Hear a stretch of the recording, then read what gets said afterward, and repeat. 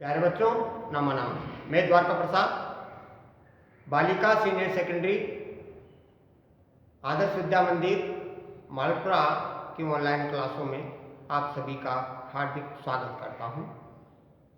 प्यारे बच्चों, हम वेदांग पढ़ रहे थे और वेदांगों में वेदों के अंग कौन कौन से हैं देख लीजिए। वेदों के अंग शिक्षा, व्याकरणम, छंदो, निरुक्तम, ज्योतिषम तथा कल्पस्येति षडंगानि वेदस्य आहुर मनुष्यण। प्यारे बच्चों, शिक्षा, व्याकरण, छंद, कल्प, ज्योतिष, निरुक्त, ये 6 अंग वेदांग कहलाते हैं। और कल हमने शिक्षा वेदांग के विषय में पढ़ा था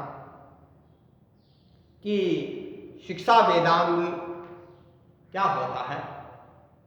शिक्षा एजुकेशन शब्द है और एजुकेशन से जुड़ा हुआ है, और एजुकेशन में स्वर, वर्ण, मात्रा, इनका वर्णन मिलता है। साथ ही साथ बल, साम, संतान, इनका वर्णन भी हमें मिलता है। कल हमने शिक्षा शास्त्रों का भी अध्ययन किया था कि कौन कौन से हैं।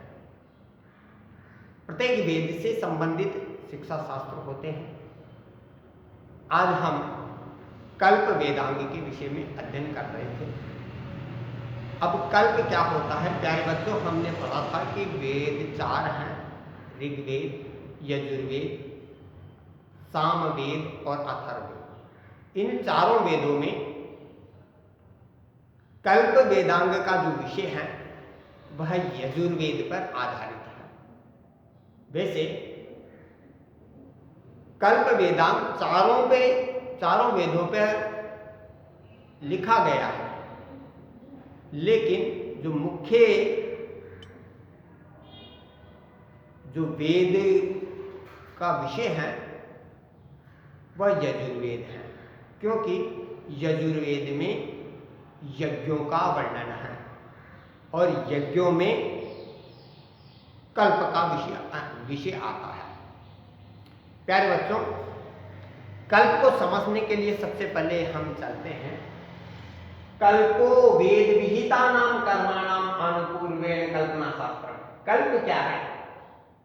कल्प यह है कि वेदों में जो उल्लेखित हैं, वेदों में जो बताए गए हैं यज्ञ, अनुष्ठान आदि कर्म, वेद विहिता नाम कर्माणाम, वेदों में उल्लेखित यज्ञ, अनुष्ठान आदि जो कर्म हैं उनकी विधियों का वर्णन कल्प वेदांग में किया जाता है। वेद विहित कर्मों का वर्णन या प्रतिपादन जिस शास्त्र में किया जाता है उसे कल्प कहते हैं, अर्थात वेदों में उल्लेखित यज्ञ विधियों और प्रकारों का वर्णन कल्प शास्त्र में किया जाता है। प्यारे बच्चों, कल हमने एक और चीज पढ़ी थी कि छंद पादस्तु वेदस्य। छंद यज्ञ रूपी पुरुष के पैर होते हैं, और हस्तो कल्पोत पठ्यते, और हाथ वेद रूपी पुरुष के कल्प होते हैं। यानी कल्प को वेद रूपी पुरुष के हाथ बताए गए हैं। अर्थात वेद रूपी पुरुष जितने भी कार्य करता है, जो कुछ कार्य कर सकता है, वह हाथों के द्वारा किया जा सकता है। क्यों? वेदों में क्या है? वेदों में यज्ञ, अनुष्ठान, हमारे सामाजिक जो कार्य हैं, क्रियाकलाप हैं, सुबह से लेकर शाम तक जितने भी कार्य क्रियाकलाप होते हैं वो वेदों के अनुसार ही, भारतीय परंपरा के अनुसार किए जाते हैं। और इन भारतीय परंपराओं का उल्लेख वेदों में हमें प्राप्त होता है। तो हाथ कल्प पढ़ा जाता है, समझा जाता है। हाथ को, कल्प को वेद रूपी पुरुष के हाथ समझना चाहिए। कल्प सूत्रों को 4 भागों में विभाजित किया जाता है। पहला है स्रोत, ग्रह्य, धर्म और शूल सूत्र। प्यारे बच्चों, प्रश्न परीक्षा में पूछा जा सकता है कि कल्प सूत्र के कितने भाग हैं? कल्प सूत्राणाम कति विभागाः सन्ति? तो 4 है। तेषां नामानि कानि कानि सन्ति? उनके नाम कौन कौन से हैं? एक बार हम अत्र पश्यतु। स्रोतसूत्रम, गृह्यसूत्रम, धर्मसूत्रम, शूलसूत्रम च। ये 4 भाग हैं, स्रोतसूत्र, गृह्यसूत्र, धर्मसूत्र और शूलसूत्र। प्यारे बच्चों, हम पहला लेते हैं स्रोतसूत्र। अब इस स्रोतसूत्र में क्या है? स्रोतसूत्र में क्या है कि जो हमारे जो 4 वेद हैं, इन 4 वेदों में जो यज्ञों का वर्णन है वह इस स्रोतसूत्र में किया गया है। अब ऋग्वेद, यजुर्वेद, सामवेद और अथर्ववेद, ये हमारे 4 यज्ञ हैं। पहले देखते हैं हम स्रोतसूत्र में ऋग्वेद पर आधारित। ऋग्वेद के स्रोतसूत्रों में आश्वलायन और शाखायन, जिसे कौशिकी के नाम से भी जानते हैं, इन 2 सूत्रों का वर्णन है। 2 स्रोत सूत्र हैं, आश्वलायन स्रोत सूत्र, शाखायन जिसे कौशिकी भी कहते हैं। इसके बाद यजुर्वेद का नंबर आता है। यजुर्वेद हम जानते हैं कि 2 प्रकार का है, शुक्ल यजुर्वेद और कृष्ण यजुर्वेद। शुक्ल यजुर्वेद पर जो आधारित है वो सूत्र हैं कात्यायन स्रोत सूत्र, और कृष्ण यजुर्वेद पर आधारित सूत्र हैं बोधायन स्रोत सूत्र, कठ स्रोत सूत्र, सत्याषाढ़ स्रोत सूत्र और पारस्कर स्रोत सूत्र। ये कृष्ण यजुर्वेद में 1, 2, 3 और 4 वेखानस स्रोत सूत्र और भारद्वाज स्रोत सूत्र प्रमुख हैं। यानी 6 स्रोत सूत्र हो गए, बोधायन, कंठ, सत्याषाढ़, पास्कर, वेखानस और भारद्वाज। शुक्ल पर केवल 1 है, कात्यायन, और कृष्ण यजुर्वेद में 6 स्रोत सूत्र है।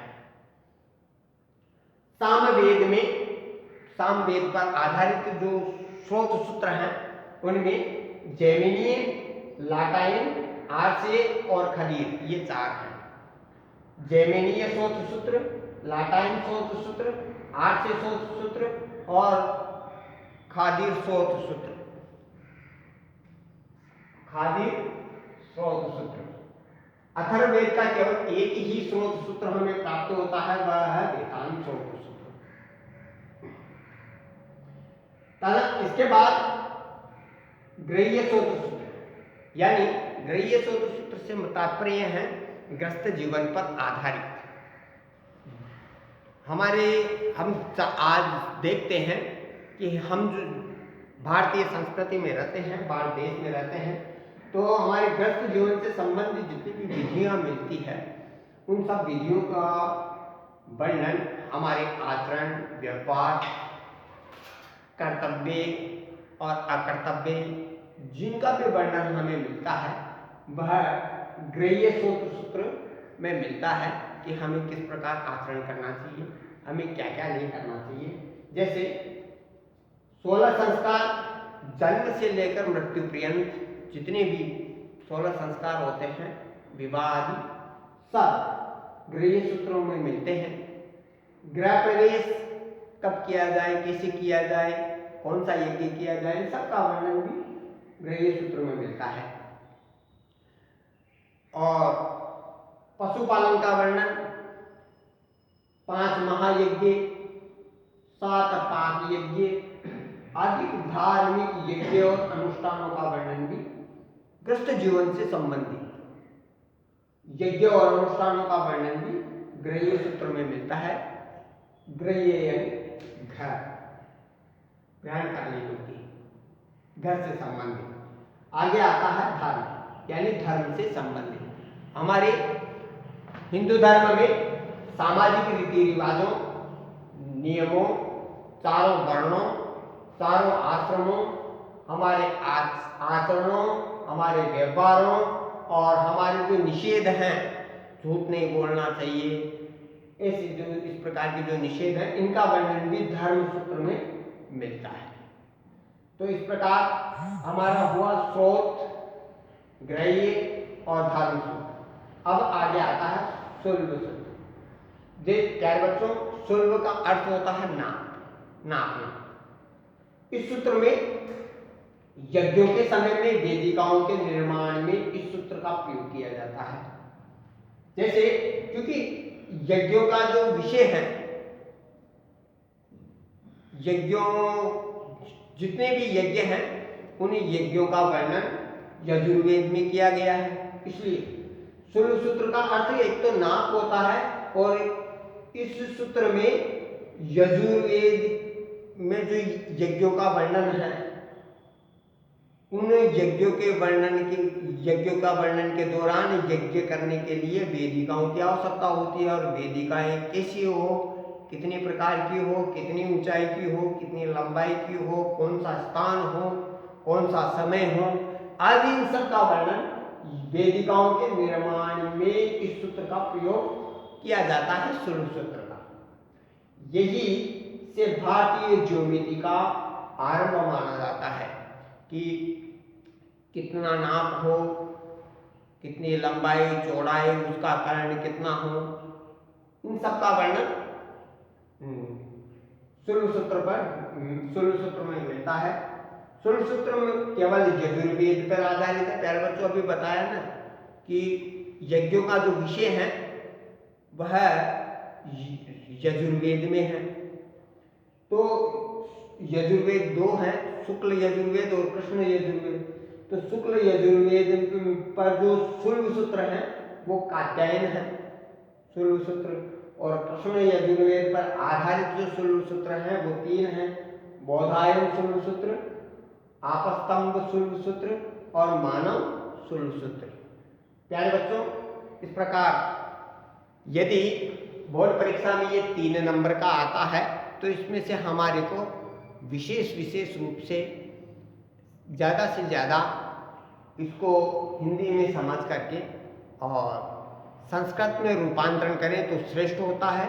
लेकिन हिंदी में हम इतना भी लिखेंगे तो हमारे 3 अंक पर्याप्त हो जाएंगे, हमें मिल सकते हैं। धन्यवाद।